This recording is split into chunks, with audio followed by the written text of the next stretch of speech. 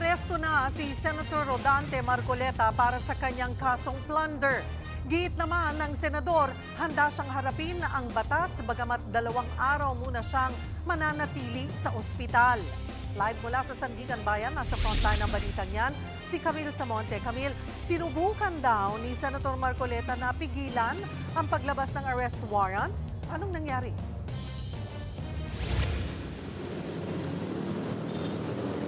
Cheryl, bigo ang kampo ni Senator Rodante Marcoleta na pigilan ang korte sa paglalabas ng warrant of arrest laban sa kanya. Kaugnay pa rin ito ng kasong plunder ng isinampa ng Office of the Ombudsman dahil sa 75 million campaign donation na hindi idineklara ni Marcoleta sa kanyang salin at sose. So, ako ay hindi magtatago. Haharapin ko ang batas. Yan ang pahayag ni Senator Rodante Marcoleta matapos ilabas ng Sandigan Bayan 3rd Division ang arrest warrant sa kasong pandarambong na isinampa ng Ombudsman laban sa kanya. Kaugnay ito sa 75 million pesos na campaign donation na hindi idineklara ng senador sa kanyang salin at sose. Ayon pa sa senador, naghahanda na rin ang kanyang mga abogado para sagutin ang kaso.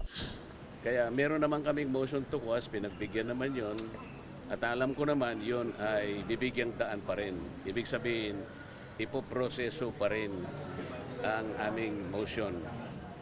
Dahil siyempre kami naman, meron kaming ibang pananaw doon sa asuntong ipinail sa amin.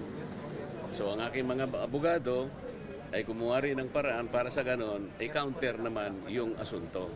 Tiyempong nasa Sandigan Bayan na si Marcoleta nang ilabas ang warrant. Kaya naman, dumiretso na siya sa pagharap sa anti-graft court para sa pagdinig kaugnay sa hiling niyang ibasura ang kasong plunder. Nakasaad sa mosyon na dapat ipagpaliban ang paglalabas ng warrant of arrest laban sa kanya habang hindi pa nare-resolba ang motion to quash. Nakatakda raw kasing dumalo si Marcoleta sa impeachment trial ni Vice President Sara Duterte.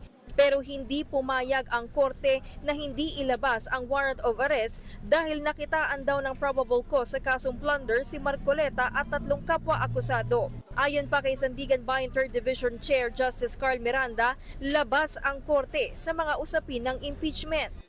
The court is not a part of the political arena where members of the legislative and executive find themselves. The court has no politics. Kasama rin sa pinaaresto sina dating Congressman Mike Defensor at mga negosyanteng sina Joseph Espiritu at Aristotel Veray. Nasa kustodiya ng mga pulis sina Defensor at Espiritu matapos silang makita ng PNP-CIDG sa isang coffee shop sa Quezon City. Patuloy namang tinutugis ng pulisya si Veray. Binweltahan naman ni Defensor ang pagpapaaresto sa kanila. Giit niya, ginigipit umano silang nagsasalita laban sa katiwalian. Una pang nakulong yung mga nagsasalita sa korupsyon, pero yung mga korap, wala pa.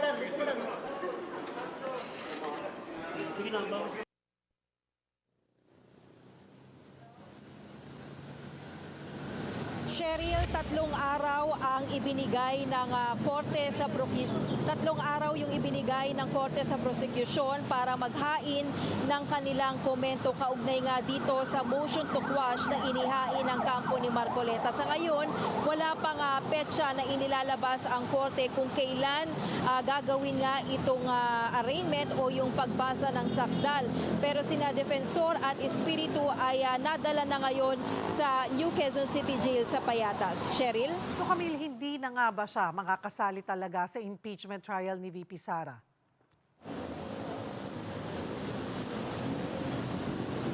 Cheryl, posibleng patawan ng preventive suspension itong si Marcoleta habang dinidinig yung kanyang kaso. Sa ilalim kasi ng anti-plunder law, mandatory yung preventive suspension sa mga pampublikong opisyal na dawit sa katiwalian. Pero itong preventive suspension, Cheryl, ay hindi naman yan na parusa at hindi rin ibig sabihin na guilty na yung isang akusado. At kung masuspendi nga siya, hindi na makakadalo sa anumang Senate proceeding si Marcoleta. Pero hindi naman automatic itong suspension. Pwede pa rin magsumite ng mga argumento ang kampo ni Marcoleta laban dito. Cheryl. Camille, ginigiit ng kampo ni Marcoleta na sumuko siya at hindi inaresto. Ano ang pahayag ng mga otoridad?